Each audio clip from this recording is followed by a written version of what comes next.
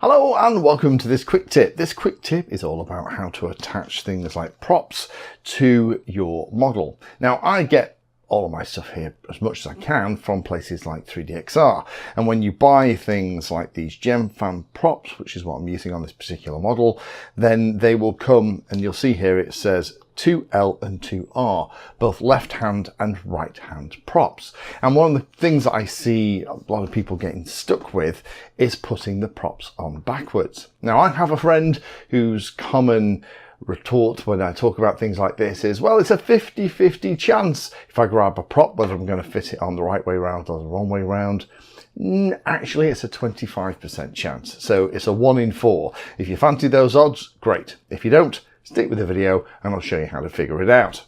Now, a motor can turn in either direction, and it's easy to reverse it if you find it's in the wrong direction. If it's something like an AM32 or a BL Heli S ESC, then you know what? I kind of have videos where I go through the process of how you can talk to the ESC and tell it to spin the motor in the alternative direction. However, the easiest, for me most times, while you've got your soldering iron on, is to swap any 2 of the 3 wires that go from the motor to the ESC inside the model, and that will then fix the problem. You'll be able to reverse the motor that way. It's because of the way the windings inside the motor have done, and that is typically the way that I play with this stuff. If it's backwards, I'll just reverse it by swapping any 2 of the 3 wires that connect it. Now, last time when we were setting up the model, I did a quick check. And again, this is part of the INAV for Beginners 2026 series. If you're new to INAV, do check all of that stuff out. And when I checked the motor, I just noted which way it was spinning, and I put this little arrow, using a little Sharpie pen on the back, just helps me figure out which way it's spinning. Just kind of rest my finger against the can as it's rotating and just feel the direction of movement. We need to match the prop with this motor rotation. Now the prop that's on here at the moment, as I spin it, hopefully you can see here that if I spin the prop in the same direction as the motor, as it spins through, it's going to be like a corkscrew and push air backwards, and that's kind of exactly what we want. However, if it was on backwards, it wouldn't work as well. So let me just grab a couple of props and I'll show you what I mean. If I grab these 2 props out of the bag, we have a couple of props that are set up. Now, on most props, there will be some kind of writing, or, hopefully I can show it, light will catch it, there is a size stamped on it. That is the top or the front. On a quad, we would attach the prop in this orientation, and it would have to spin in this direction so that this leading edge, which is higher than the trailing edge, is going to cut through the air and force it downwards. Makes a load of sense. So on a plane, if it was at the front of a plane, then we would have it in that direction, so that it's going to need to turn in this direction, and it's going to need to point in this direction, because again, we need either the decals or the size legend that's printed on it is the top of the prop. It needs to spin in this direction in this way. Now that is actually completely opposite from the one that's on here, because we got 2 different direction props, and this is quite common. A lot of us flying fast wings and planes at the moment will use quad props, just simpler that way. And to be honest, this is why I don't get too hung up about the direction of my motor. We'll come on to prop nuts in a moment. I'll talk about that because that's something that a lot of people get upset about. This prop is also in the opposite direction. This one hasn't been trimmed. I haven't cut the ends off this. Again, I can see on the shoulder here, hopefully the camera can pick that up and get the light in the right place, the actual size of the prop. So this is the top or the front. It always needs to be pointing this way towards the nose. So if it's on the nose of a model, you're just going to put it on front of the motor here, or on a pusher, crucially, you are still going to mount it this way round so that the direction of thrust is going to be coming out the back.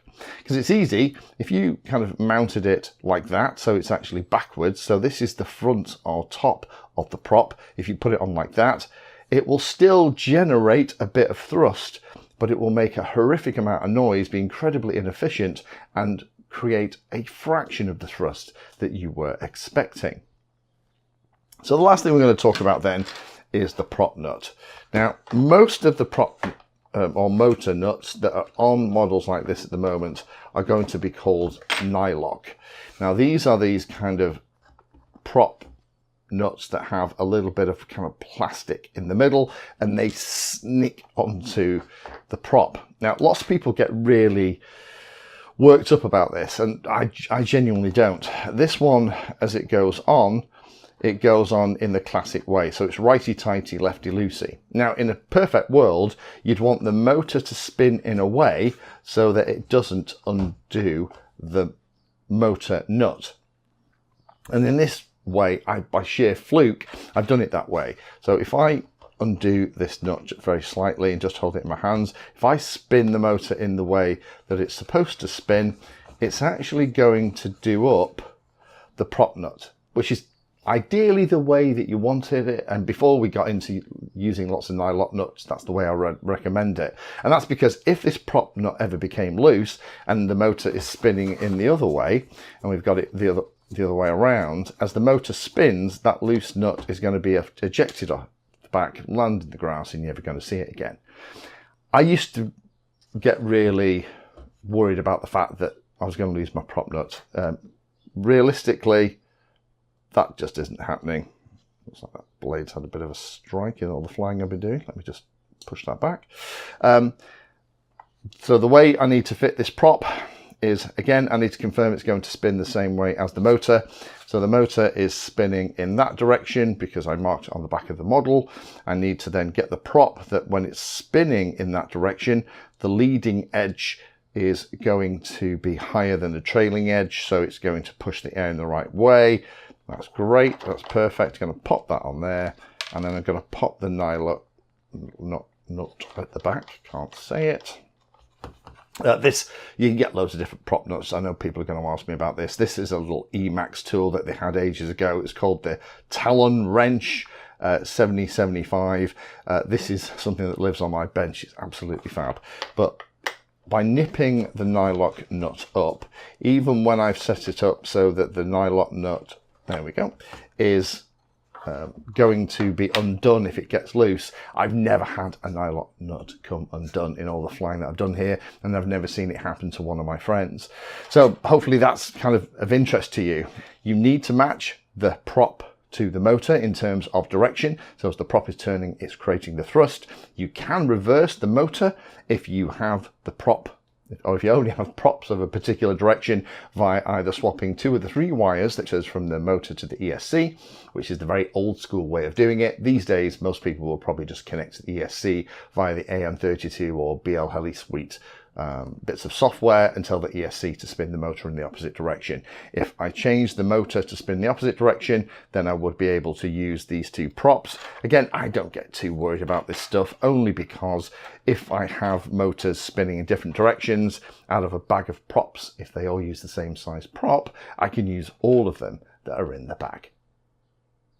Thank you for watching my video. Check out the playlist, and adding Pedantry 60 to your search terms will help you find my content. If you haven't done so already, please hit the like and subscribe button. It helps a lot. You can support the time I spend here answering questions and helping others by using the links in the video description.